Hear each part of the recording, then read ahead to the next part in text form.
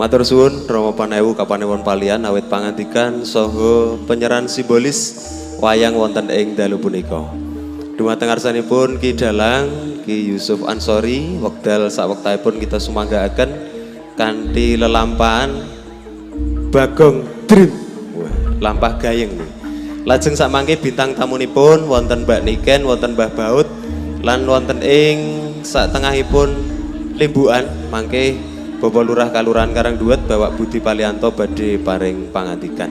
Matur suwun busana wekdal pungkasan panutup, monggo kita tutup sarengan kanthi ndedonga miterat agami saha kapitadosan kita piyambak-piyambak. Ndedonga kasumanggaaken. Ndedonga cekap matur suwun kathah lepat nyuwun pangapunten. Assalamualaikum warahmatullahi wabarakatuh.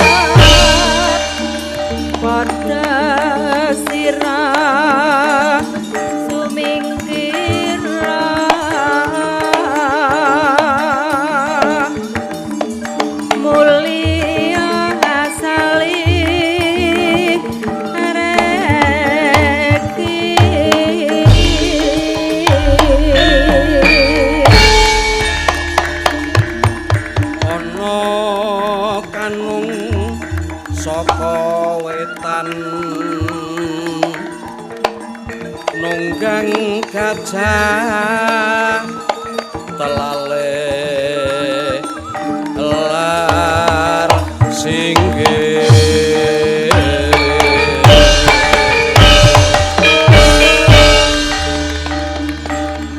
kolahu marang baliku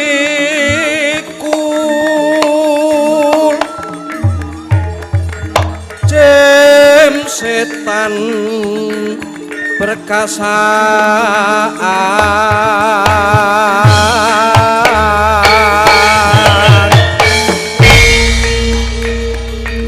hamulya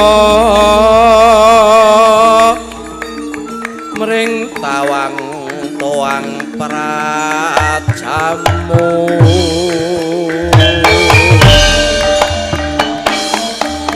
iblis yo kari karang kolahu bale bola bale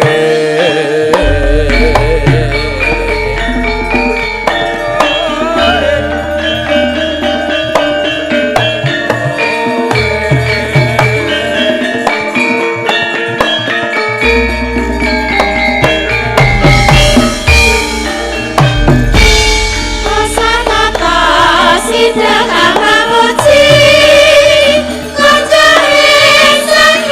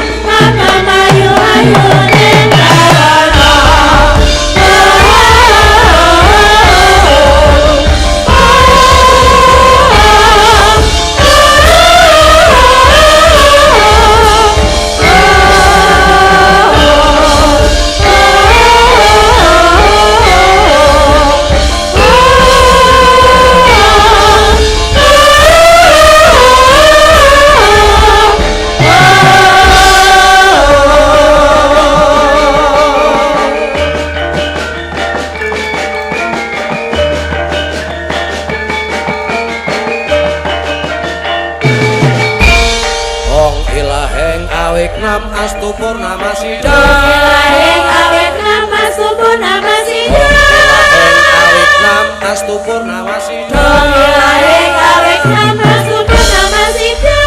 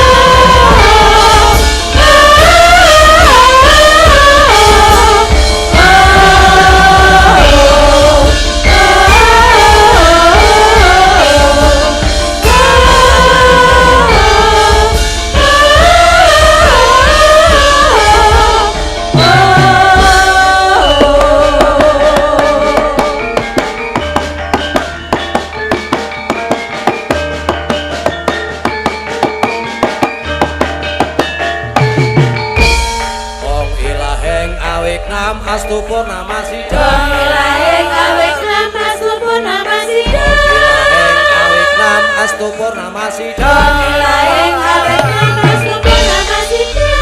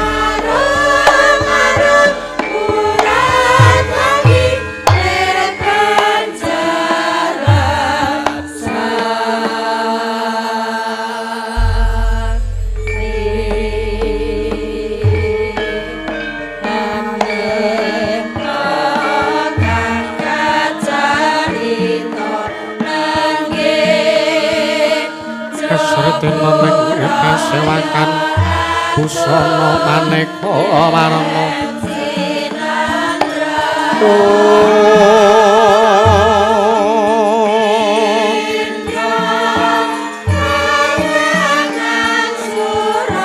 Papus piteng udyono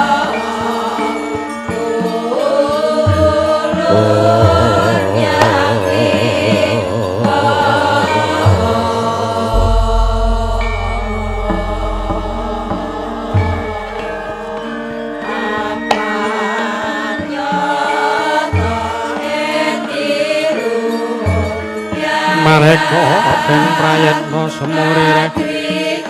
semurire heko balik Tetyane kantayane Trisunya Parama Sasi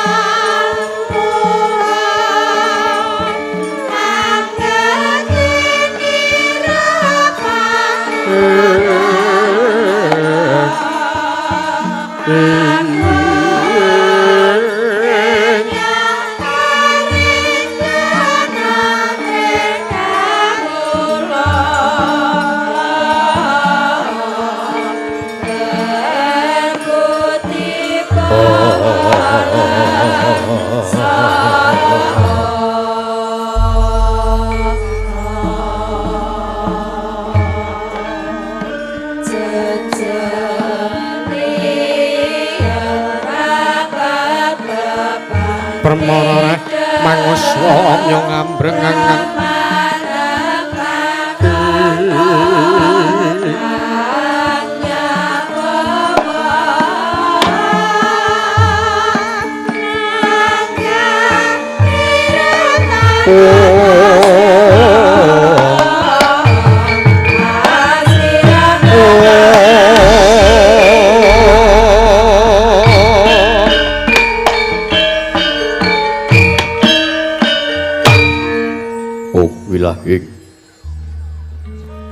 Wilahing awik namastu Purama Sidheng Om awik namastu silat Brik jiwang jagat karana Sirang tondo kawisisaning bisana Sono sinawung langening wilopestu maksi lestantun lambaing Buddha Jinandur tutur katelo tulo-tulat Raden Paradya winursita ngupama prameng niskara Karantedya tumiying jaman Purwa mangyata kapasananing kubetotan pura rengging pralambang matumpa-tumpa marma panggung sang Purwengkata sekebyar dumadining wayang Purwa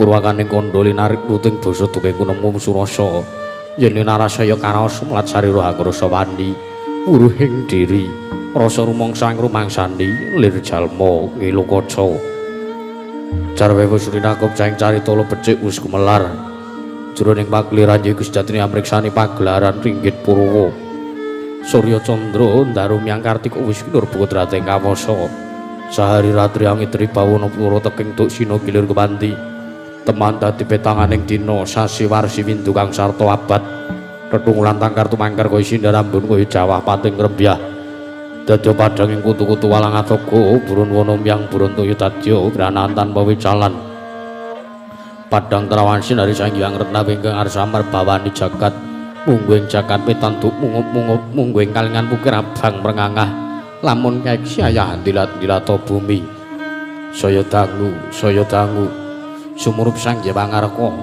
katon sama blakaran kurining abang ismu jenar kaperbawan sinari sang hyang Basanta kanem tuwa katon ijo ruya-ruya mangku kuring kang biru moyo-moyo pucuk ing gunung kinemulan ketanu kasiling praban sono lenggat lenggun nganti kaya gunung Makutha Mega tanah tawis tangus leng kawula dasih den luar sang upaya buka karep Tegal Sawahe angluhur silur tanono pedhoti sinambi sendonan sesindenan mikul garu kune anggiring raja kayane sawane ana pirembakan Samara Wangi sakyang ngarkoso tangu saya inggil wis katon mala sinari jagat durung keplat papan lor kidul wetan kulon sinari jagat kang samya rebut yada rebut ijo rebut kukuwung pananding mangki sinebat kelampis ireng labet tengahing dusun wonten wit kelampis ingkang cemeng lesipun karang tumaritis minangka werdi panggenan mirah toya sumbergung sendang tlaga dalah pancuran dange beki desa toyane pinara para hanjung mring pasabinan kinarya ngocori pari naratas ilining tirta kinaya pangguyanging sapi tuwin pasebane bebek lan meri tengahing duka karang kadempel wonten wisma jembar minangun joglo pinayu sirap Wreksasana saka guru Wreksa Jati Wasesa blandar tengah ngaglah dumadi saking jenglot wali kukun jerambah winaratin tinalasan sela seta pelawanging wisma Wreksa Cendana inep saking Wreksa pelem tali jiwa taritisan kinandungan gere ginambaran Bathara Ismaya lagi anganglang bawana ginelar ginulung anut kabetanira naratas rapting pelataran sinebaran pasir samudra sinela wedi pakuja katingal mobyar lamun kasara ting Giwangkara nyayah walataga sobeng pegagan banon bata kang kinarya pagring wisma ing ayun sinangkepan regol kinarya cakruk marundan sinangkepan dilah ting jajar-jajar lamun mulat mangayun tinon tebaning pasabinan kapantok uruting Cakrawala katingal Marabawa adeging gunung bebanjengan dasare wis nungkap mangsa panen pantiup tari siaglar kaya sesotya binabar kuning gumringin katempuing maruta katon lembak-lembak yayah ombak ing Jaladri mulat mangulon anangge tebaning kebon ingkang tinaneman jamu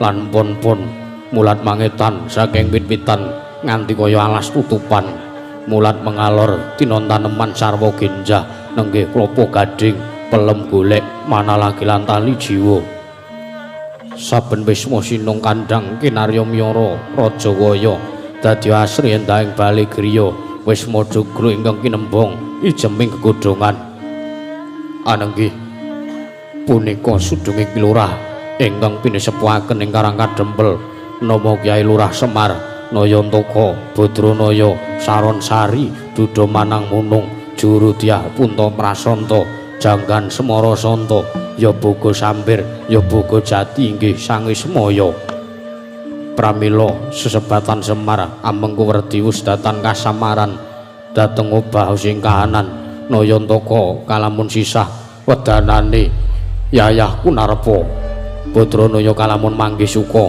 wedanane pindha sasangka sumaret amengku Prabawa Saron Sari sak soleh tansah ning semaken Duda Manang Munung wujude sarwa ngewuhake Jurudyan Punta Prasanta amengku werdi dadi pamonging satriya trahing Wita Radya Janggan Semara Santa amengku werdi dadi paran para pitakone satriya kang ngarsa nglampahi tapa brata Boga Sampir yekti jalma pengawak dewa ya dewa pengawak jalma Boja Gati tegese dadya peladi ingkang setya tuhu dhateng sesanggeman Ismaya lire dadya pangeja wantahing Hyang Ismaya wis kasusra nadyan derajat ing aceplik nanging serbat pamong agung inggih talining jagat agenging pangaribawa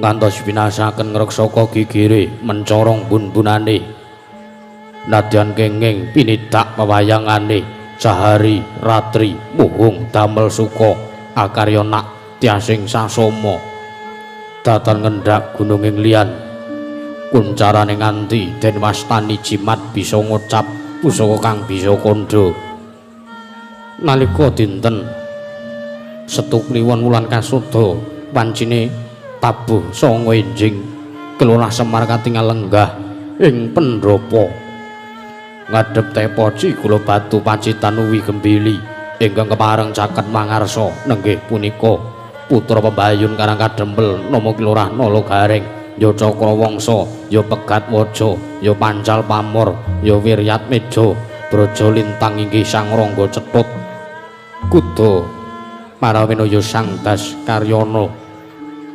sumambung bisa manira putra panengah saking Pecukilan nama Kilurah Petruk Ronggung Jiwan Jengglong Jaya Kanthong Bolong Rongtong Sot Dawala inggih sinebat Suragendela kasambetipun tatuhu Sang Parujung lampe sireng nenggih Kilurah Bagong ya Sang Bawor ya Kacepot sawetawis dina lelenggan nanging dereng wonten ingkang ngunandika kedadak wonten Ganda Arum nyrambahi Wisma punika sasmita praptane Sangya para Pandhawa kadhiraken dening Noteng Durmati Sang Prabu Sri Bathara Kresna daya-daya para Panakawan samya mapak rawuhira ingkang Bandara mangkono tanggaping semu Sang Badranaya ingkang dereng kababaring lisan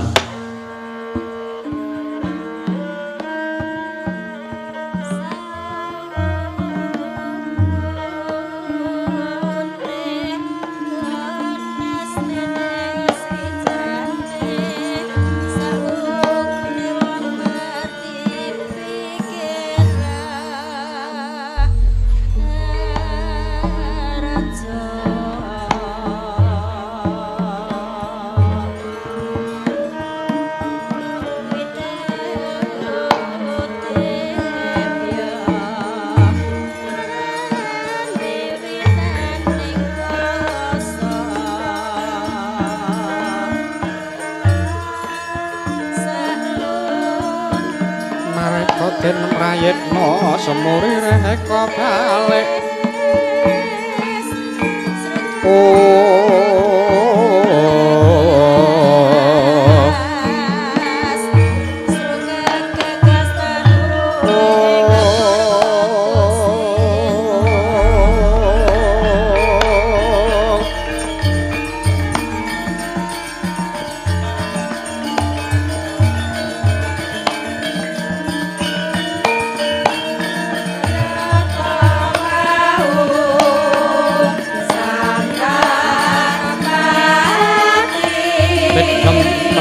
Tanono panai malah ngawisit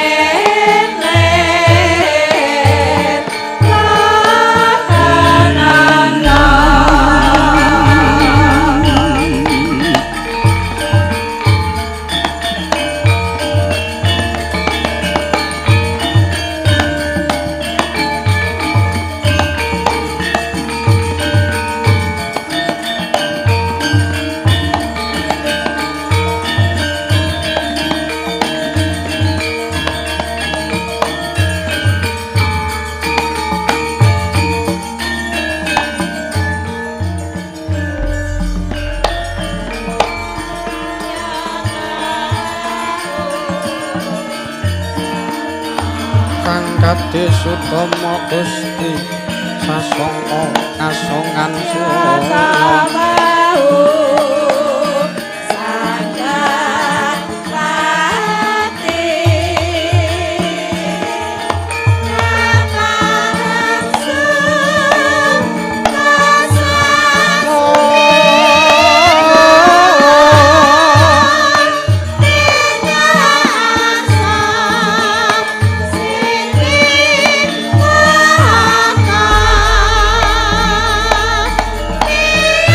Karsa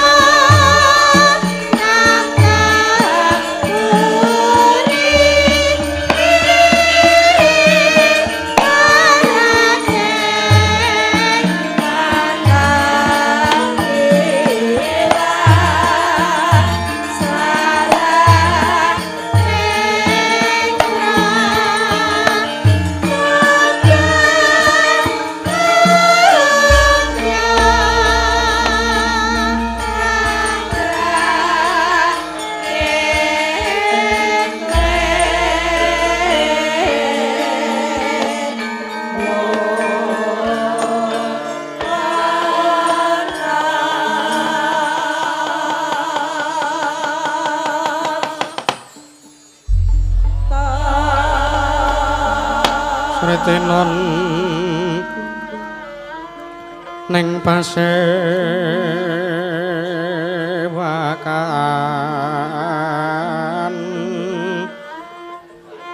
Pusana Sutra kang maneka warna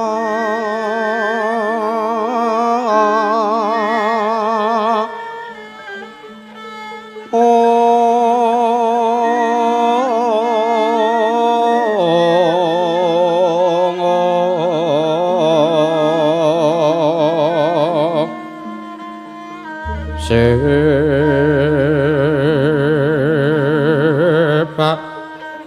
puspiteng udyana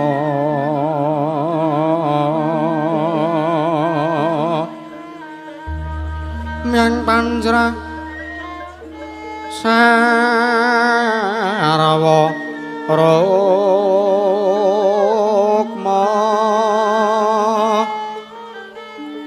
renggeng manik Narawata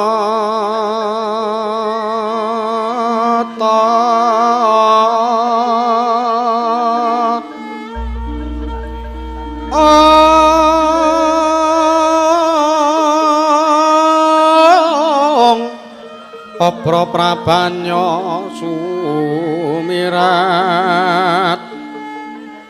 Apra prabanya kang sumirat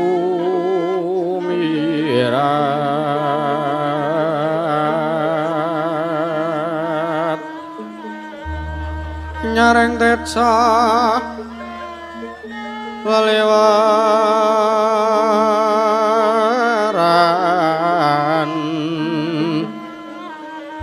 ler ke lace sereng tadet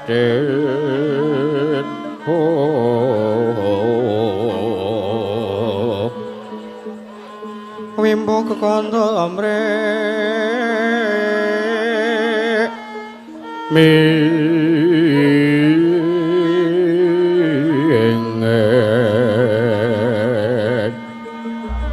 kati uping maruta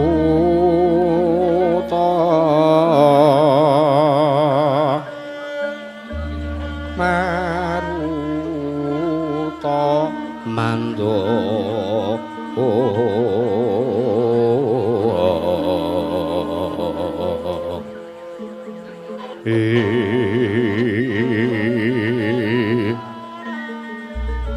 separan kang mangambar ongas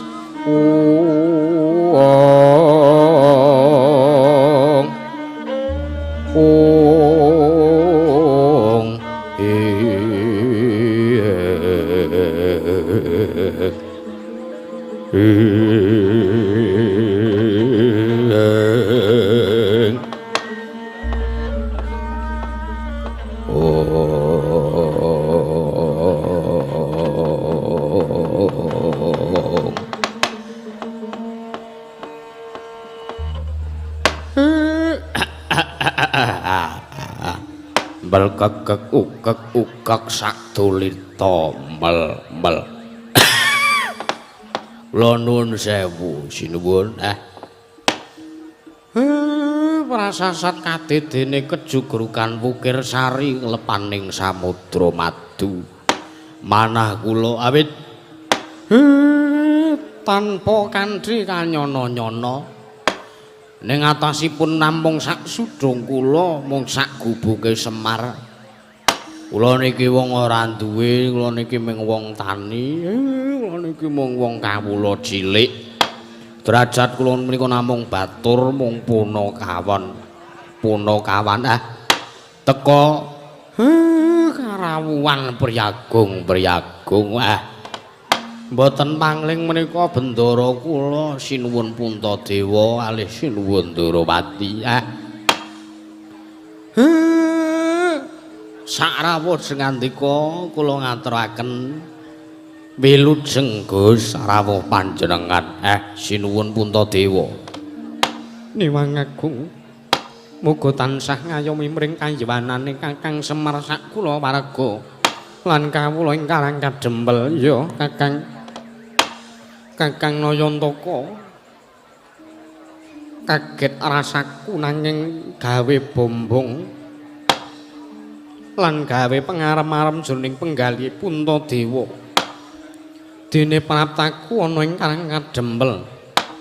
Kakang Semar ngaturake pambagya raharja ya Kakang.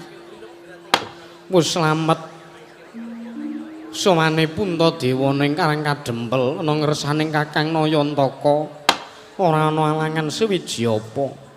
Ya mung Puntadewa ngaturake salam taklimku muga tansah kunjuk ana ngersaning Kakang Badranaya. Nggih. Kula tampi akarya bombong rasing penggalih. Mboten langkung kula ngaturaken sembah.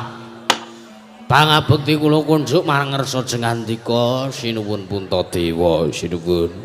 Ya Kakang Semar ndak tampa tiba sepadha-padha. Mboten langkung dipun prayogaken anggen jengandika lenggah. Ya kaya wis ora kurang kepenak Kakang Badranaya. Menika sinuwun Ndarawati ugi rawuh mriki. Kula ngaturaken sembah lan wilujeng rawuh jengandika sinuwun. Jagat pangestu kono wayah para jagat ya Kakang Nayantaka.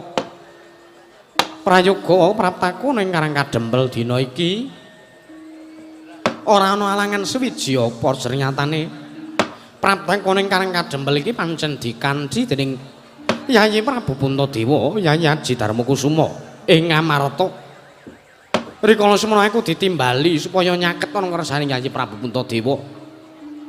Tumuli aku banjur dikanthi sowan ana ngersaning Kakang Badranaya, Kakang Semar. Nggih. Bekti kula kunjuk sinuwun. Tak tampa tiba sepadha-padha. Nggih. Dipun prayogaken anggenipun lenggah. Ya kaya wis ora kurang prayoga. Menika kadidene Ndarawarkudara rawuh mriki.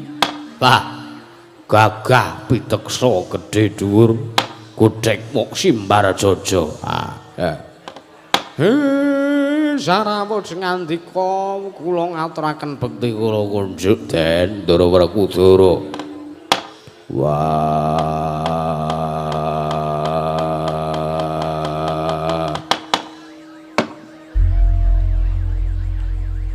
Yo Dipol kowe ngaturake pambagya raharja karo Prabu ora karang kadempel dina sak mengko iki tak tampa karya bombong penggalihku slamet tekaku ana ngersane Dipol ya Nayantaka kakangku ya mung aku ngaturake basaku katura lan sembahku ana ngersane Dipol kakangku mengke riyen ampun wayadat dire piye mengke riyen to mang petung kanthi nalar sing ganep cobi dipetung derajat kula kasta kula menika kula niku ning kawula cilik kula niki ming wong ora duwe kula niki ming wong aceprik lah kok sampean ngaturke sembah kalih kula wong sampean niku bendara kula panjenengan menika kedahipun ingkang kula ngabekti, kedahe kula sing ngaturke bekti kalih sampean, mboten kok kula Semar. Wonten timbalan. Pancen iya tata lair yen disawang. Kanthi netra lair Dipol kakangku kuwi pancen nuwun sewu ya mung wujuding wong aceplik, wong Panakawan, wong sing ora duweni derajat lan pangkat. Nanging tumrap Werkudara dasawang kanthi paninggal batin. Pangit jawantai Kakang Badranaya ya Dipol kuwi ora liya kaya dene sembe Sang Hyang Wismaya. Mula aku kudu tansah ngabekti karo Dipol kakangku. Lajeng mengke walat napa dosa napa sing ajeng kula tampa, sing ajeng kula sandhang ngantos kula wantun nampi sembahipun Ndarawerkudara. Wah, rasah kagian palang ati. Nom Werkudara bangane Semar wis tamponen. Nggih. Kula kok malah deg-degan. Nggih Gus, Ndara Werkudara. Kula tampi akarya bombong raos sing penggale dawah sami-sami Gus. Kakang Semar, aku ngaturake salam taklim lan aku ngaturake basaku sartane sembah ana ngersane Kakang Badranaya. Ndara Warjuna kok ugi sami kalih Kang Raka. Iya. Mergo pancen Kakang Semar kuwi sing gedhe lelabuhane tumrap Arjuna. Mula aja walang ati tampanen sembah Arjuna. Mugi mboten malati kula tampi dawah sami-sami. Mboten langkung sarawuhipun Gusti kula sekawan wonten ing mriki mugi tansah kasukecakaken Gus. Ya Kakang Semar kaya wis ora kurang prayoga. Ya Kakang Semar kaya wis ora kurang kepenak. Ya dipol kakangku kaya wis ora kurang kepenak. Iya Kakang Nayantaka kaya wis ora kurang prayoga praptaku sowan kono ngersane Kakang Semar. Role nala gareng Petruk apa dene Bagong. Kowe atura bekti mbagekno wajibe kowe iki abdi kudu ngaturake sembah karo Bendara. Wah. Ndara Puntadewa. Iya nala gareng. Nggih. Wilujeng sinuwun.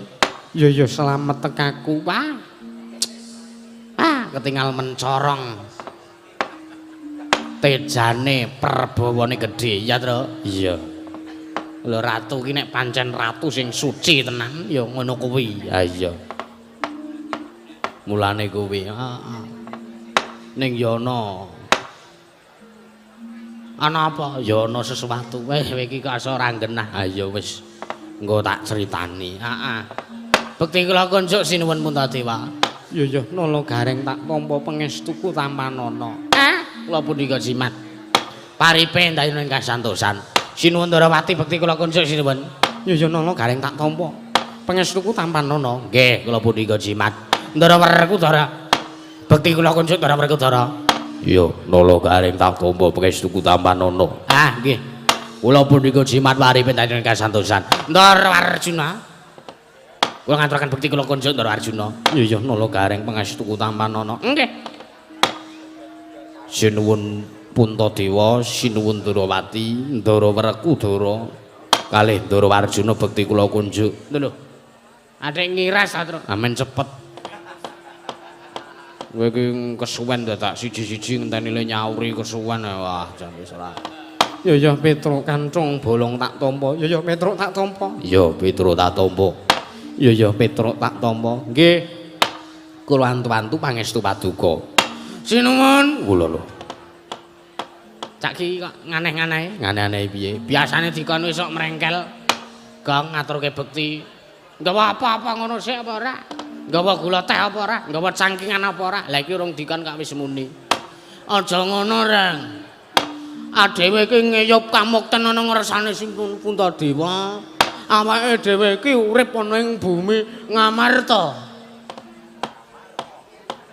Awake dhewe iki wis mangan 8 wektu ana ing negara Ngamarta.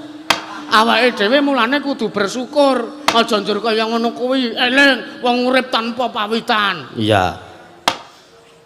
Dagang tuna andum bathi. Nek bathi bathine sapa sing didum, ning nek tuna sing dibakul apa? Wong urip tanpa pawitan ora njaluk, ora njilih, mung sadrema nglakoni. Ha iya.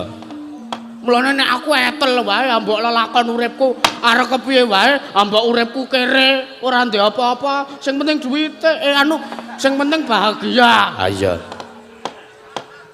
Merga kunci wong urip bahagia ki mung siji. Apa? Tampanen uripmu sak derma kowe nglakoni urip insyaallah kowe sehat terus. Rezekimu kecukupan, arep kowe ra kerja, kowe mung pengangguran, nek kowe tansah ndedonga, tansah sumuyat ana ngersaning Gusti Kang Karya jagat, kowe mesti tansah pinaringan berkah lancar barokah sehat walafiat. Ngono kuwi. Ha iya. Ning aja lali ngibadahe. Ha iya. Ngibadah ki ya ora mung trima salat. Salat kuwi genah utama, ora kena ditinggalke. Ha iya.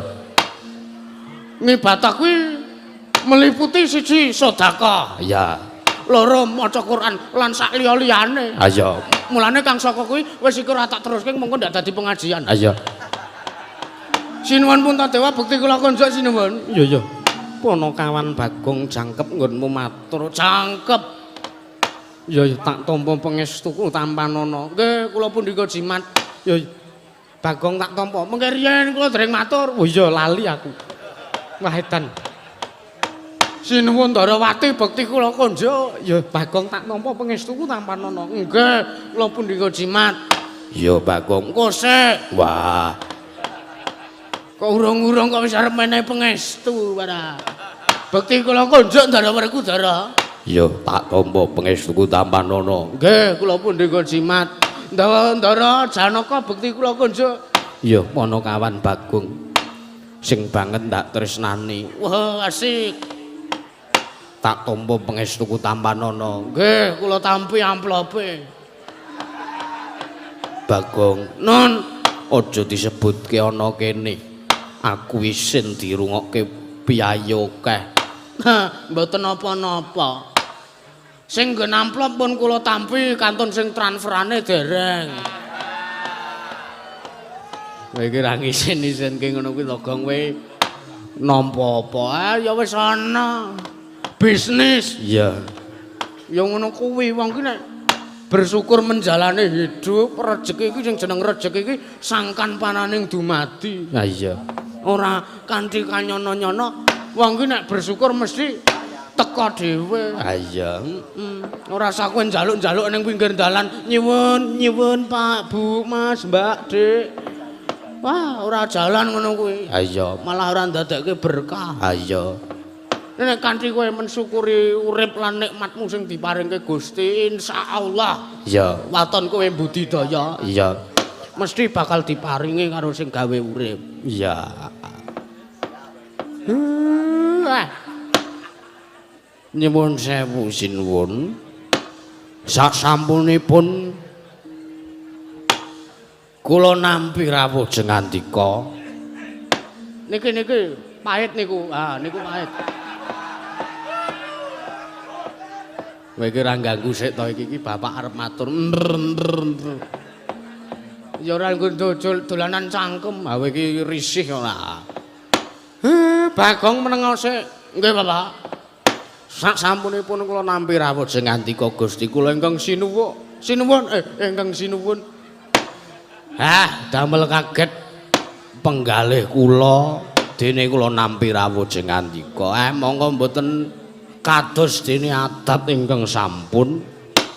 Ning atasipun kula niku namung derajatipun batur tartentu mbok bilih menawi jengandika nggadhahi bot repot utawi jengandika kepengin tandang karyanipun ingkang abdi pun Semar tartentu kula kedahipun dipun timbali wonten negaring Amarta.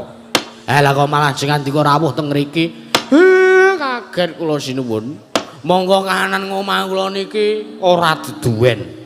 Wedang ya mung sakanane, teh cemceman dek ingi kula nggo melih. Kula mung sarwa-sarwi kekirangan pacitan kula nggih ming sego aking ming gogek ngoten niki sak entene. Kula niki rumaos isin, kula niki rumangsa rendah. Derajat kula ming ponokawan kok kula dirawuhi priyayi agung ki leh kula arep nyuga nganggo apa? Mila sinuwun. Kula aturi paring dawuh ingkang tetela. Rawuh jengandika wonten mriki menika wigatosipun menapa sinuwun? Kula nyadhung dawuh. Kakang Semar, wonten timbalan. Aja ngrembug bab perkara suguhan. Sayekti yen to pancen niatku sak kadang sowan ana ngersane Kakang Badranaya iki pancen ana wigati. Lan ya mung Kakang Badranaya sing ndak butuhake. Lan anggonku sowan ana ngersane Kakang Badranaya iki diesemi dening Kakang Nayantaka Puntadewa sak kadang wis rumangsa seneng. Aja meneh kok disuguhi panganan unjukan lan sak piturute ngibarate wong sing seger sing tanpa ngombe wareg sing tanpa mangan yen to sowan ana ngersaning Kakang Nayantaka iki tansah nyenengake penggalih kuwi wae wis cukup kanggo Puntadewa sak kadang Kakang. Ngerti mau tak tukokne martabak. Awe iki kok ya ora ngerti nek sinuwun pun tak karo rawuh. Lah reti aku mlayu ning ngawen sedilit nuku martabak. Ayo iki ya wis sakanane ora. Kok kowe ora kabar-kabar. Mungkin Ndara Arjuna, tak kira iki Ndara Arjuna WA aku ki mung karo rene dhewe. Jebul kok nganti sak kadang. Ya mbok menawa wigati mir dangunen mir. Iya. Mbok menawa SK arep medun. Iya. Rasa mikir sing werna-werna sik kowe. Matur sembah nuwun. Bahagia ingkang tanpa upami ingkang kula raosaken, Gus. Salajengipun wonten maring dawuh menapa kula nedya nyadong dawuh, Gus. Kakang Semar, wonten timbalan. Kena ngapa ta sababe dene Puntadewa sawanana kersaning Kakang Nayantaka. Merga pancen telung candra sing dak rasakake iki atiku katon suwung Kakang. Lha pripun? Liripun kados pundi dene sing ngendika kados mekaten. Kuwi anu kae lho, Pak. Sinuwun Puntadewa ki rumangsa dalane rame atiku sepi. Ngono kae lho. Kuwi ana sesuatu kuwi, wah koyoke galau ditakoni wae. Kenging menapa kok sing ngendika kados ngaten sinuwun? Sebab jalaran pusana tulung candra 10 dina ri kalungguhan dina sak mengko iki garwaku ya prameswari negara ing Amarata ya Widyajeng utawa Yayi Wara Drupadi garwaku puncat saka negara Ngamarta.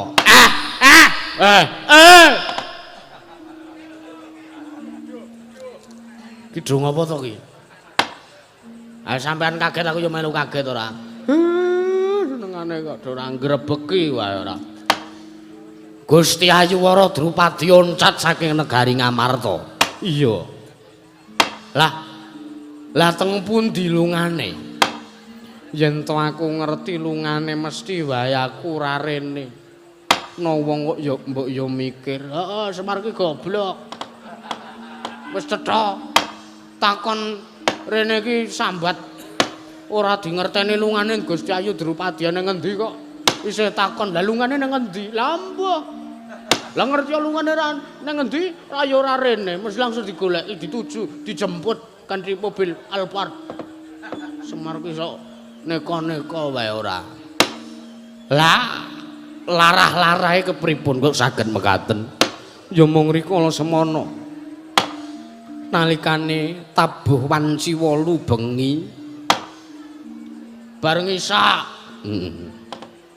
aku lan Yayi Wara Drupadi lelungguhan ana ing taman keputren negara Ngamarta kedadak Yayi Wara Drupadi kepengin becekake sarira nguyuh iya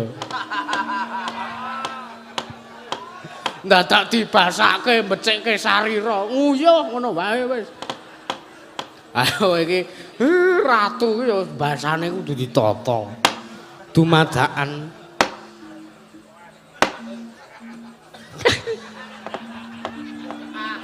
ora do ngono ki ta terusan. Pun mang teruske. Iya. Dumadakan nganti jam 10 bengi. Yayi Wara Drupadi ora bali mring kunarepanku. Ndak goleki ana ing pakiwan ora ana. Banjur aku mesthekake marang kadangku ing panengahing Jodipati nunggul pawenang apa. Mbak Yumu Wara Drupadi ning Jodipati Werkudara muni yen ta ora ana. Arjuna ya ngono sebab kuwatiring manahe Puntadewa yen to ngasi mengko Yayi Wara Drupadi dicidra dening Arjuna. Wong kok senengane sok ngarwara. Wong kene iki lagi karo Sembadra kok dituduh sing ora-ora. Ya mung pun Kakang Subriya wae Arjuna. Mboten Koko Prabu mboten dados menapa.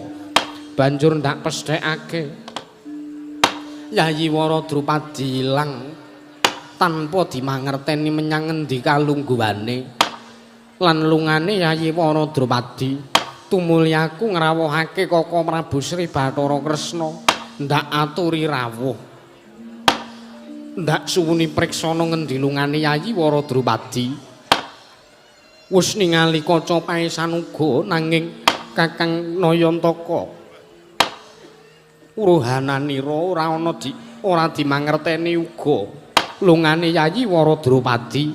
Yayi Wara Drupadi kaya dene ketutupan mega peteng leliwengan ora bisa dimangerteni ana ngendi dununge. Banjur aku kelawan Kaka Prabu Kresna nganti supayane sowan ana ngersane Nayantaka sing ora liya wigati gandeng Kakang Semar kuwi jimat kang bisa ngucap pusaka kang bisa kandha. Mula kang sangka kuwi aku njaluk iga pratikel ana ngersaning Kakang Nayantaka, Kakang Badranaya, Andraenggang Puspita arum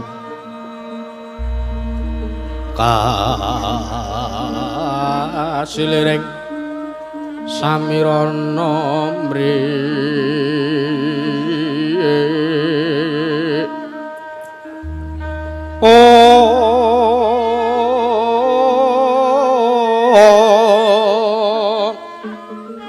Sakar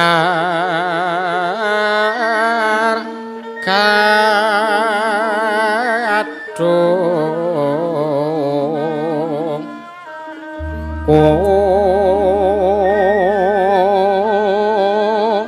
ngas gandanya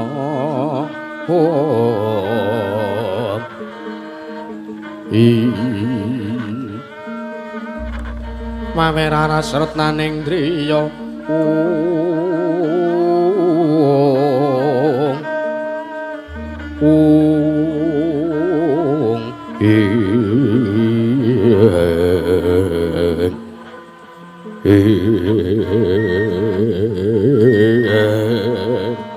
akono dandan sing ayu menora mengko penonton do seneng do ngrasani sindene nom kabeh. Kowe iki malah omong apa ora? Nuwun sewu sinuwun lah kok malah mengherankan kula rumaos kaget ning atasipun kula menika mung batur. Heh. Kula niki mung wong ora duwe. Lah kula niki mung wong ora ngerti apa-apa. Ibarate kula niki wong sing lumaku ora nganggo sendal. Lah kok sampean malah takon bab ngilmu kawasisan, ngilmu kawaskitan. Panjenengan nyuwun priksa wonten pundi dunungipun Gusti Yayi Wara Drupadi? Lah nek ngaten niku kula mboten saged ngaturke karang Semar niki aja kok peninggal batin. Mata kula niki men minus 20. Kok arak goleki sing ndlesep-ndlesep. Monggo mboten dipun mangertosi tindakipun Gusti Yayi Wara Drupadi. Nyantane kondanging jagat nyebutake yen to Kakang Nayantaka kuwi titising Sang Hyang Bathara Ismaya. Mesti wae bisa ngerti sadurunging winarah lan uga Kakang Semar kuwi dikondhangake jimat kang bisa ngucap pusaka kang bisa kandha mesti wae uga bisa mangerteni ana ngendi kalungguhane Yayi Wara Drupadi. Pancen bener mangkono Kakang Badranaya. Rikala semana Yayi Prabu Puntadewa ngandhi kelawan aku Nata Ndrawati supayane sopan urusaning Kakang Semar sing ora liya wigati praptane Yayi Puntadewa ngersaning Kakang Semar kuwi ya mung merga pamrayogaku pamrayogane Nata Ndrawati supayane nyuwun priksa marang ngersaning Kakang Badranaya. Gandeng Kakang Badranaya kuwi uga pangejawanting Sang Hyang Bathara Ismaya. Mula ku uga tansah mangerteni sak mobah musiking Yayi Wara Drupadi. Yayi Ratu Wara Drupadi menyang ngendi mesti wae Kakang Semar bisa mangerteni. Ya dipol pancen kuwi bener. Nadyanto dradane Semar kuwi wong-wong aceplik, wong-wong loro saudra telu saurupan. Nanging yen to bab kawasisan, bab kawaskitan mesti wae dipol kakangku go mangerteni. Iya Kakang Semar, ndak tulung kanthi banget, ndak jaluk kanthi banget. Marata Dyagi Kakang Badranaya gawe asrana supayane Kakang Mbok Ayuwana Drupadi Sodyagi kundur bali mring kunarepane Kangka Prabu Puntadewa Kakang Badranaya. Sigra kang bala tumingal Walang campo sanyong dali Lerot nadet pilateng kota Danyangkung mangunjang niti Menjang sangat cemicil Ladin nyong taliwus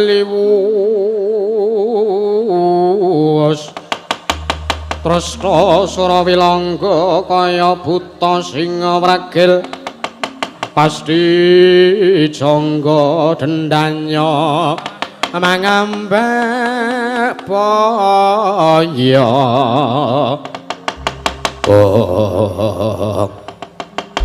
arep didem permanem datanana sabawane banek walang alisik nalika semono ron-ronan datan mubah samirana datan umambah awit kaperbawan Sang Kilurah Semar Badranaya ingkang lagya pucek penggalihnya sanalika ndadosaken kanyut kang pinangka wardi kanyut ujaring wong nginang wardi ujaring wong akecoh nginang durung abang kecoh durung tumetesing bantala kasaru gedhasaring mertala yang arsa tangkeping mriku masiban bono amo apa to kang dadi darunane ora ana macan apa dene gajah kang medhun ingkang bedal saka kebon binatang Kejawa mung rawing nalindra saka tlatah sabrang galea kaya bareng nanggapake kaget kang samya mulat mangko bae para kawula kanca nedaya jajak jaluk dalan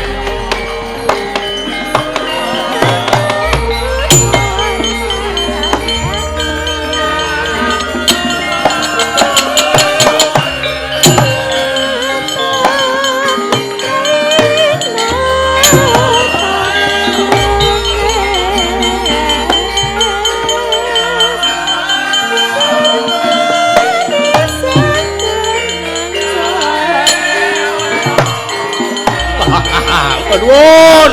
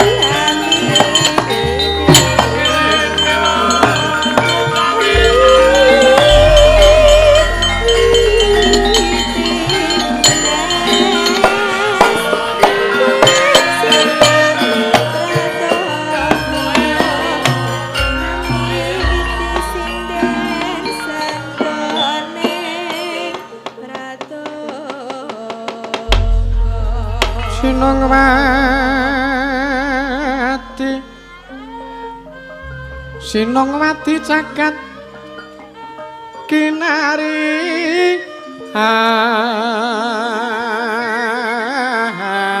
among mbak lumembak ombak ing samudra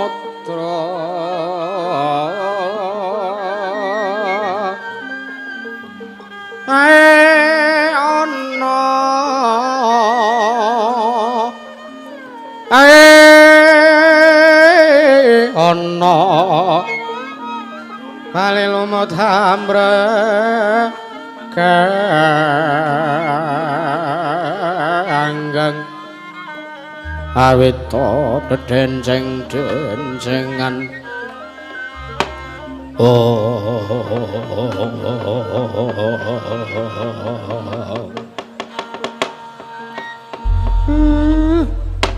lah kok mengagetkan ki basa apa mbok sing cetha to mir kowe kira Nang kene iki sing rawuh ki priyayi-priyayi sepuh kabeh kowe kok mengagetkan dengkele atos iki. Gawe kaget ning atase tole aku urung rampung. Malah aku urung sempet urung kober matur ana ngersane bendaramu sing nyuwun mriksa kana ngendi. Kalungguhane Gusti Ayu Wara Drupadi modar arek kleru arek aku ki wong Gunung Kidul muni bayung ya basung muni bayem ya basem muni ayu cantik wedi keblegong ngene kok lah kok iki trole kusik iki kok ana wong mabiyor sandangane nala gareng apa iki kancamu. Wah, udu aneh, aku kan dikonco outfit kaya ngono. Aku ki meng kathok lepis ora ganti-ganti kan dhisik. Wah kuwi lho, wes mambior kalunge emas. Wah, tumpuk 5 edian sugih. Wah, kupinge dipersing emas nganti gloyor. Wah, tindikane wah sedan irunge nganti kaya ngono. Mau tak sawang mesem kok ketinggal katok kelop untune jebul dipager emas jebule ya. Wah, sugih iki, Pak, sugih. Ora duwe. Kancaku ming wong kere-kere kok. Aku kok kekancan karo wong sugih iki harus ditendang dasku. Kon lungguh. Ha iya. Sing mburi men ketok. Ha iya, mesti ana sing ngati. Ha iya. Petruk apa iki kancamu? Dudu, Pak, anu sanes. Wong aku ki ra ndek kanca kaya ngono kuwi. Kanca-kancaku ku ya akeh-akeh gentho. Ah mongko kuwi nek tak sawang kok wah sandangane katon Nabior iki ratu sugih tenan. Ora, Pak, kudu kancaku. Nala sapa? Nala sapa ora? Bagong apa iki kancamu dole? Tuh. Kancaku ki lemu-lemu padha aku. Kancaku ki ya bangsa bronjong, menthok ngono-ngono kuwi. Ha iya. Utuh aku ora ndek kanca kaya ngono kuwi. Turne iki wong kuwi ki Nalendra resik kok. Ha iya. Nek kancaku ki wah kanca-kancaku jenes kabeh. Aku tahu kelepetan dosane ning alhamdulillah wis iso mari. Ha iya. Ayo nek ora sing ngajari ya kanca-kancamu kuwi, kanca-kancaku. Ha iya. Wis pokoke ngangger lunga wong telu, aku bronjong menthok. Rani. Kuwi wis pembahasannya wis di luar nalar. Ha iya. Lah iya to. Tenan kuwi. Ha iya. Wis anggere mobil siji sine wong papat kuwi wis ora nek sing genah. Ha iya. Wis kancaku ya mung kuwi. Ha iya. Kepepete liyane ya berarti Liyandrayan, iya, kepethuk ning dalan terus bareng. Ha iya, ora, aku ora duwe kanca ngono kuwi, Pak. Ha iya. Mengke riyen sinuwun, kula nuwun sewu. Katingal datan mobah, datan musik.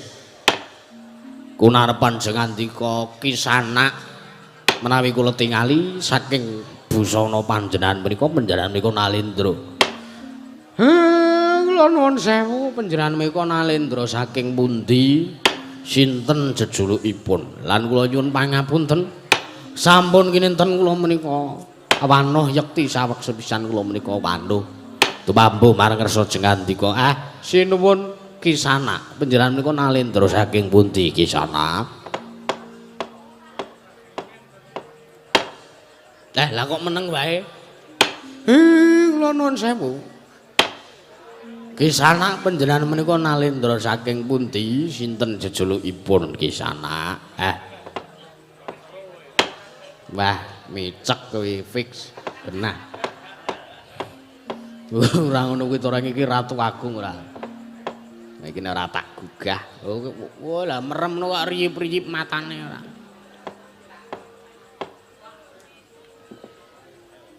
Edan.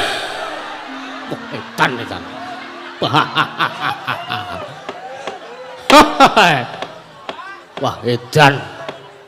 Age wae makler ira wong wedok ayune ora sama. Lah kok digugah lehku Nendra keparat. Sopo sing gugah aku mau? Kula. Wah, edan. Sekarang sampean ki ditimbali bapak, kok malah turu ra. Wah. Lali aku, wah edan. Wah, wonten dawuh. Nuwun sewu ki sanak. Napa jenengan niku capek kok dugi ngriki sare. Wah, edan. Wah, edan. Ya pancen dina iki aku. Dina iki aku akeh gawean. Wingi sedina rakor pendamping budaya. Kesel ora sebaene biyo. Arep rene iki mau aku pijet. Wesik. Apa ya bener kene iki omahe sing jenenge Sumar.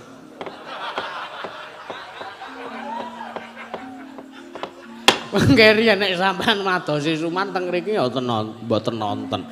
Mriki niki omahe Semar Badranaya. Lah iya, Semar Badranaya. Waduh. Di Ngapura. Wah, kleru leh ku nyebut. Apa ngene iki omahe Semar? Hah? Nggih teng mriki omah kula, gubuk kula mboten wonten kalih nggih teng mriki. Sinuwun. Wah, edan. Ning atase kowe tak sawang saka lehmu nyandang nganggo kowe iki mung wong sarwa-sarwi serba ada. Sarwa-sarwi prasaja lah kok bayo kowe ndek pendhapa kaya ngene. Wah, ampuh.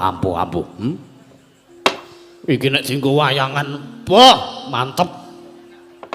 Apik tenan Semar. Ah, nggih. Sagatuk-gatuk kula. Nggih niki leh kula nyelengi ketriyen tuku cagak siji. Taun iki tuku cagak siji, taun ngarepe tuku cagak meneh. Njur mengke dari tahun ke tahun mengke nglumpuk dados pendhapa kaya ngeten iki nggih sak rupa-rupane. Ora. Iki jan apik tenan pendapamu. Pendapamu jan apik tenan. Piye? Ya mongko emane ana pendhapa gedene semene kok. Sing separo gendeng, sing separo asbes.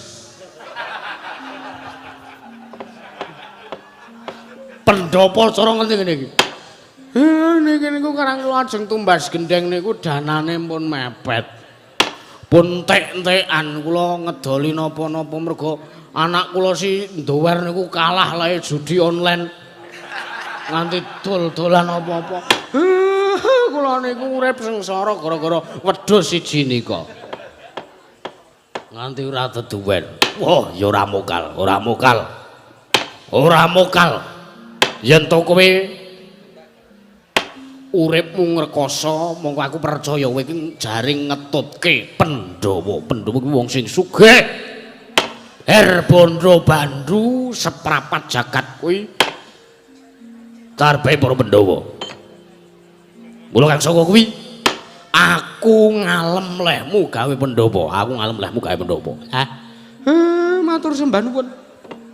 Nggih sak rupa-rupa wong niki dereng dicet. Ora apa-apa. Nek urung dicet kuwi malah ketok kesan alamine entuk Semar. Alamine entuk naturalistik. Nggih, naturalistik. Iya. Aja kaget mergo aku ki cah seni rupa. Mula aku sithik oke aku yo ngerti bab perkayunan ngene aku yo ngerti. Wah, edan. Suwunanmu saka kayu sono keling. Nggih sak gatuk-gatuk kula niku nggen pekarangan kula enten sekedhik terus kula damel suwunan. Wah, edan lha kok iso gedene semono. Yo. Kraton kuwi ora ngasih semene gedene. Yo, tak alem Semar, tak alem.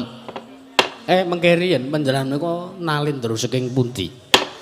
Saurunge aku njuk ngapura nek aku ora basa karo kowe mergo pancen nuwun sewu yen to dititis kok kalungguhane derajat lan pangkat. Aku lan kowe kuwi dhuwur derajatku timbangane derajatmu. Mula kang saka kuwi Di ngapura yen aku ora basa karo kowe mergo mengko nek aku basa karo kowe mundak kowe gedhe ndasmu kowe gembelo. Ah, nggih mboten napa-napa.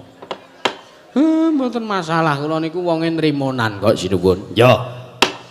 Nek kowe sudi mestani karo aku iki Nalendring Panggang Kencana jejulukku Prabu Lokayanti. Sinten? Prabu Marwiyanti gundule Nalendring Panggang Kencana ngisi ing samudra jejulukku Prabu Lokayanti. Prabu Lokayanti. Ya. Wah. Mula kok ngelendi di sawang.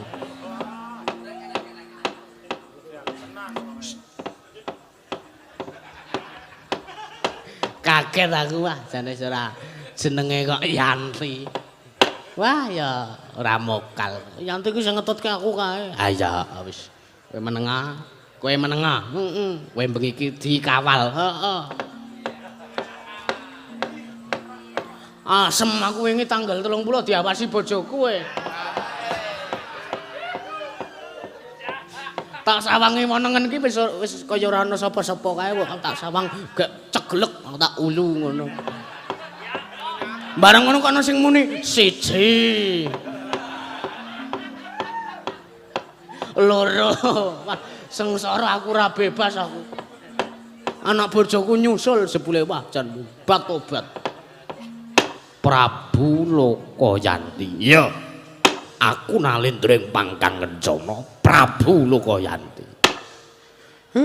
Wontene wigatosipun wonten ing mriki. Sepisan aku tilik marang karaharjanmu, ternyata kowe iki dikondhangke Pamong Agung.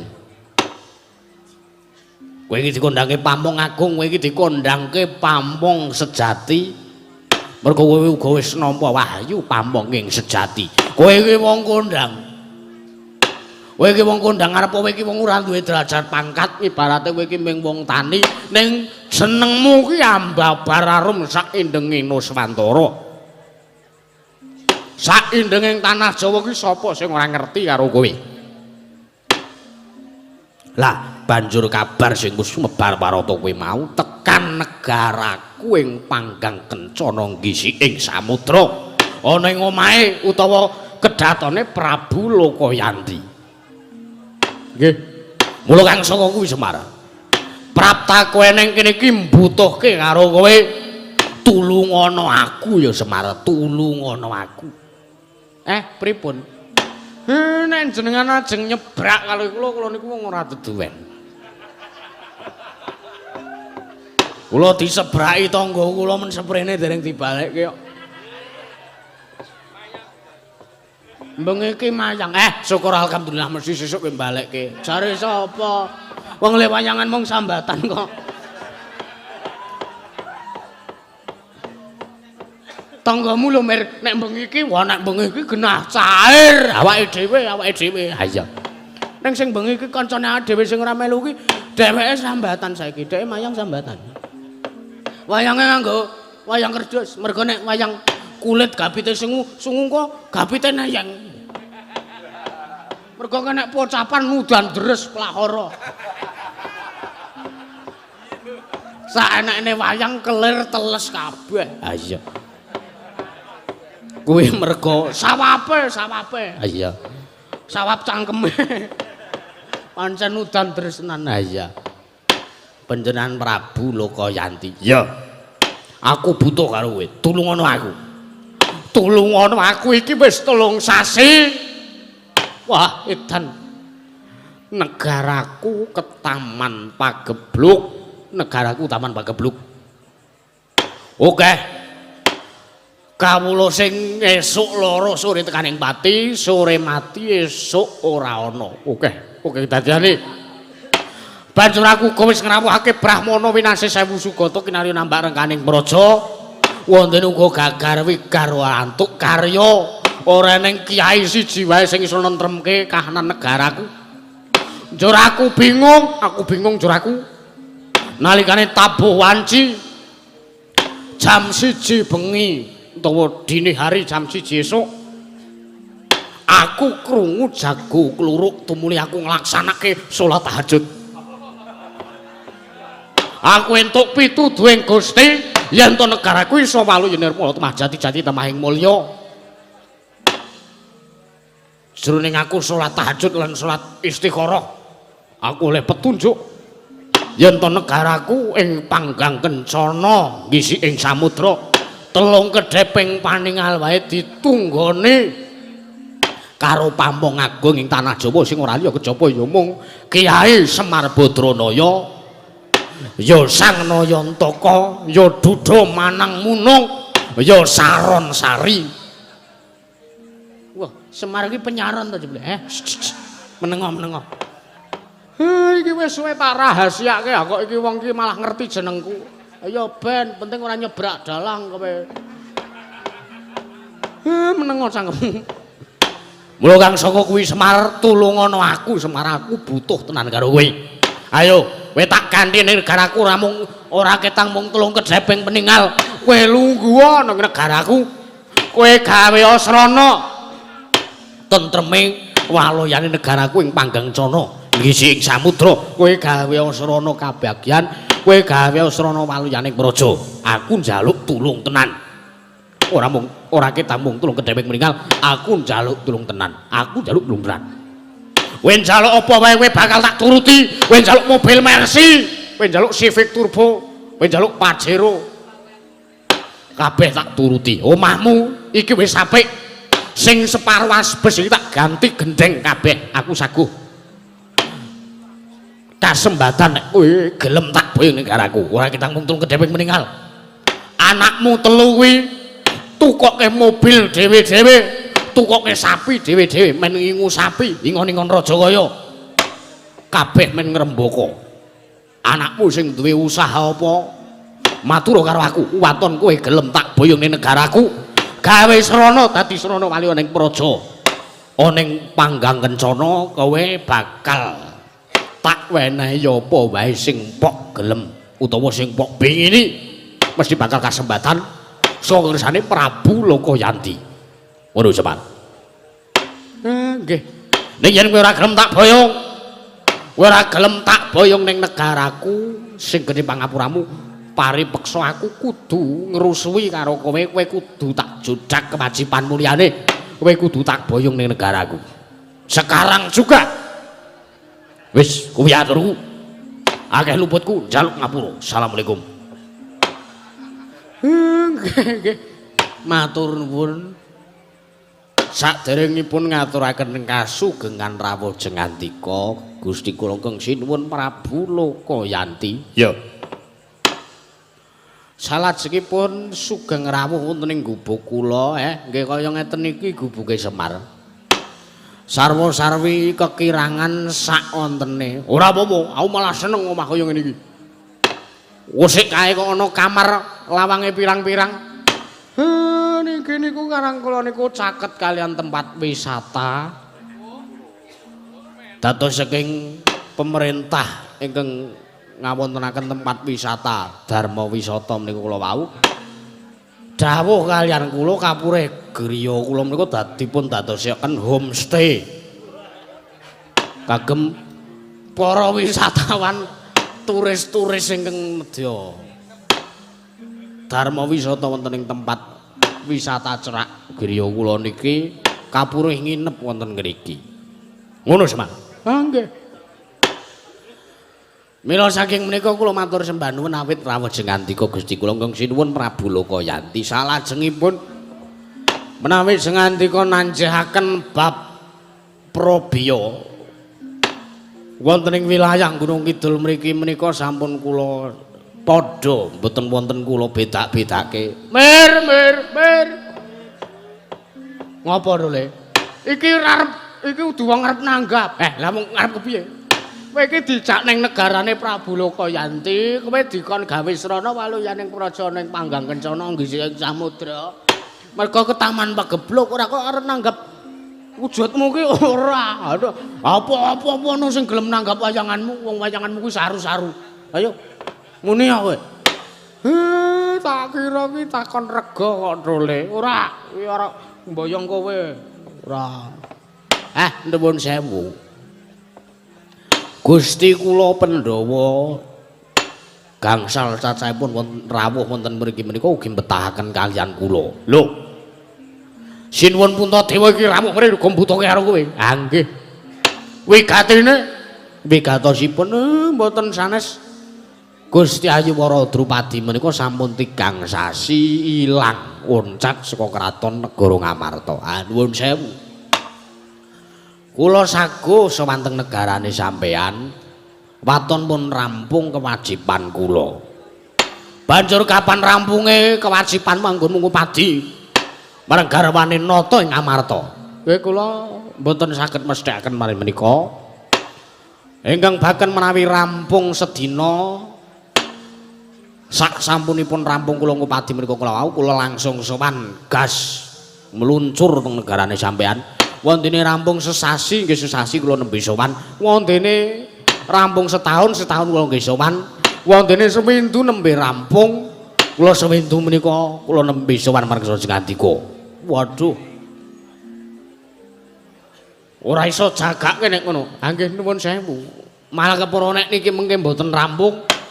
Sing gedhe pangapura Sri Ngandika kula mboten saged sowan wonten negare Paduka Gusti kula nggih sinuwun Prabu Lokayanti sinuwun. Caca muntapler kinantat duka yayasinepe netra kocak ngondarandir caca bang mawingo wingo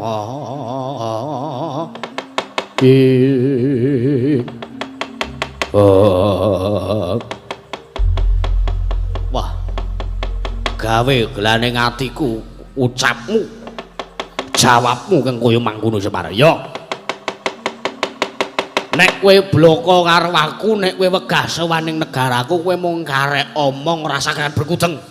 Aku ki sing kewajiban iki. Kula sing kewajiban iki niku.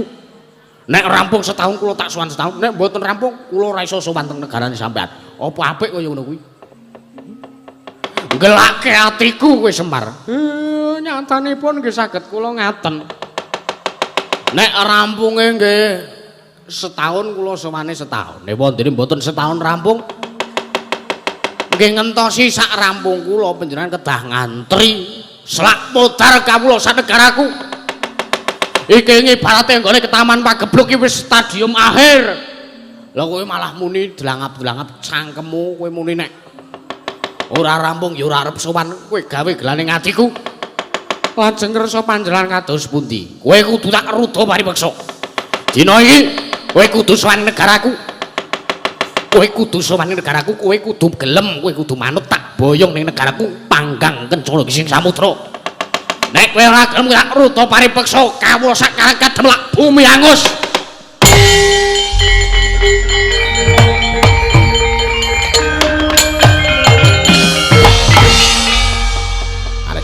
Tarik baru iblis lanat keparat. Nono gareng ki arep ngopo? Meneng. Iki jenggotmu nyantoli, meneng. Meneng. Sampeyan tak bilani, ora sakekan bergudeng. Semangkean Nalendra Marwiyanti. Iblis kowe. Lho. Ya ning mung kaya kelinci dengkulmu melocot. Iki anake mbarep Semar, ayo. Muni piye kowe mau? Kowe mau muni piye? Semar nganti ora gelem tak bayi negaraku. Bakal tak mruda paripeksa kawula sak karang kadempel tak gawe karang abang, tak gawe sungsang bawana. Tak gawe bumi angus. Wah, Bagong merem kok ya wis kowe sing ngamuk.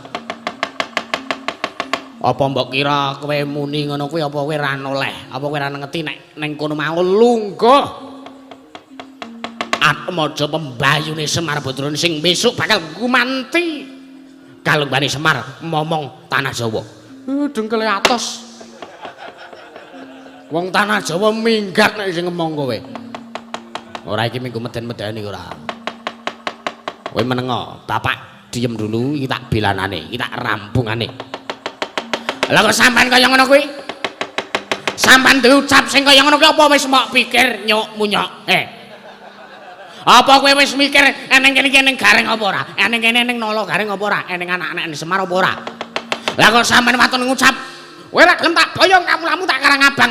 Lho iki Lin Mas karang kadempel. Aja waton bisa ngucap kowe, semangkean kowe. Wah, ora wedi karo dapurmu. Arek kowe ra wedi karo aku. Ayo nang ngendi papan neter katekan. Ayo metu njowo laden ana kridaku marang. Wah, semangkean ora.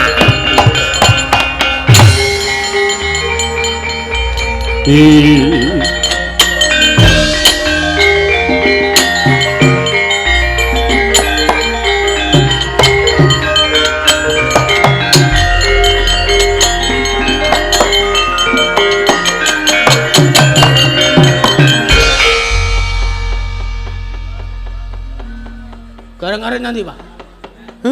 Ratu kae mau ditantang karo Gareng. Wah, edan.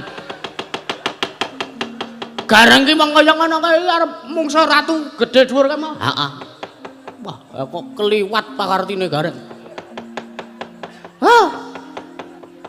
Njur iki piye iki kanane wis kriwikan dadi grojokan guyon dadi tangisan. Lho kok sike. Orang-orang ini pada datang ke sini mau diapain kalau gak disuruh ngundurke ratu kae mau, ora tak takon.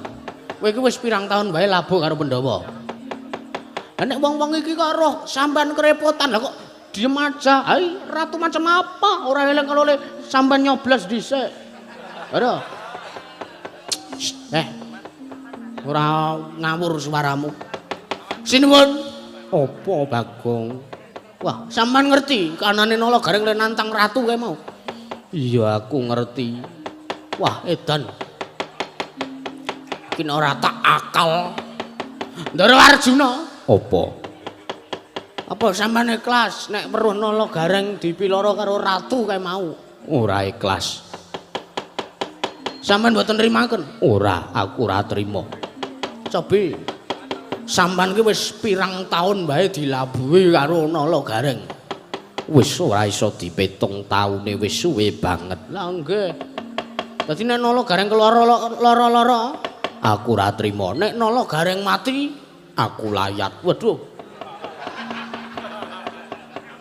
Tak kira ki arep melu golek dalaning mati apa?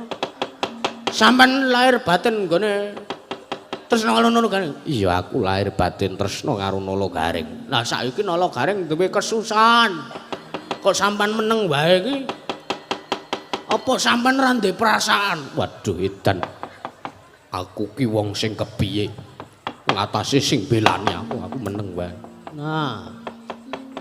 Ngono to metu ngono to diundurke ratune. Ndara bariku Ndara. Apa? Sampeyan kelingan mboten jaman sampeyan dilabuhi Gareng? Ora kelingan. Lho, piye to ki? Jaman sampeyan isih wujud bungkus. Jaman sampeyan disalahke teng tengah ngalas. Tek brasa ngara. Ha sampean ora kelingan nek sing nunggaki sinten? Gareng Den. Sing nunggaki Gareng. Iki aja ngasih iki mengko ndara werku ndara sing tesih wujud bungkus menika direka daya dening mungsuh. Lah sing nunggu niku Nala Gareng nganti mati-matian Nala Gareng niku arep dipangan macan barang. Apa ya ngono? Ngono. Matur nuwun lengun cali amplop matur nuwun. Sampeyan kok weruh Nala Gareng arep dipulasara karo ratu kemo, sampeyan meneng wae. Lah apa kuwi? Nek ngono Nala Gareng nglabuhi karo aku. Nglabuhi karo sampeyan coba ta. Coba nek sampeyan ora dilabuhi karo Nala Gareng, sampeyan dhisik wujud bungkus. Sampeyan wis pecah bungkuse, sampeyan ora sida urip ning alam donya, ora sida dadi satriya ing Jodipati Raden Rani Wahyudi. Niku sampean mangeling-eling niku. Sing mbela sampean niku Nala Gareng bae ora bae-bae. Nala Gareng arep wujude kaya kelinci. Ning nika ampuh tenan. Nek ngono Nala Gareng dilelabuhan karo aku. Lah dilelabuhan wae gedhe. Wah, edan. Aku kudu nulungi karo Nala Gareng. Nah, rak ngono, padhing anane. Sampeyan Dilabuhi napa Nara Gareng? Akeh banget. Kok mboten belani? Nek aku iso perang ngono. Apa nggih pun jenengan lenggah teng mriki mawon, pun. Nggo kula kanthi teng mriki nggo. Pun lenggah teng mriku. Pun teng mriku mawon saya mawon. Iya. Saman dilabuhi napa Ale Nara Gareng? Ha akeh banget. Jaman nalikane ono aku disingetake ning Widara Kandang. Heeh, jaman melu Mbah Kuat. Ana ing Widara Kandang. Bapa Sagopa, Ibu Sagopi sing nglabuhi aku Nala Gareng. Lah, kula ya melu kae, aku ya melu. Aku ya melu kae. Apa iya? Enggak. Aku ora tau weruh irungmu. Wah, kula iki karang irung kula pesek dadi ra ketok. Sampeyan labuhane kathah tumrap apa Nala Gareng labuhane kathah tumrap sampean. Akeh banget. Saiki Gareng arep dipulosol karo ratu kae mau kok. Sampeyan meneng wae. Waduh, nek ngono aku duwe utang budi karo Nala Gareng. Lah duwe akeh banget. Waduh, edan. Ora nyangka yen to Nala Gareng duwe labuhan kang gedhe karo Kresna. Wes, piye Mer? Tentrem kahanane Mer. Nek ngono wis dukun budal dhewe-dhewe wae. Kakangmu Nala Gareng ka diawat-awati lho. Siap awat-awatane lah. Ayo truk melu. Ayo.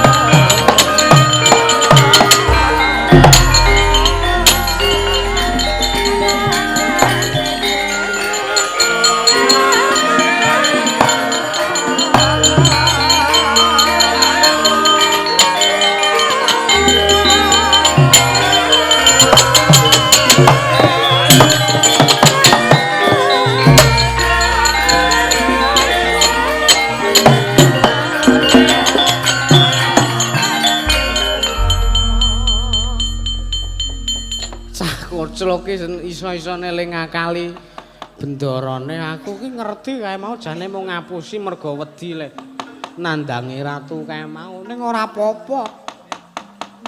Cah kaya ngono kae iki dilegani wae, diyani wae. Wah edan-edan. Teko kahanane kriwikan dadi grojokan gegoyo dadi tangisan Werkudara lan Janaka sing prayitna ngati-ati kae Prabu Lokayanti. Kae Nalendra sing digdaya lho Werkudara lan Arjuna.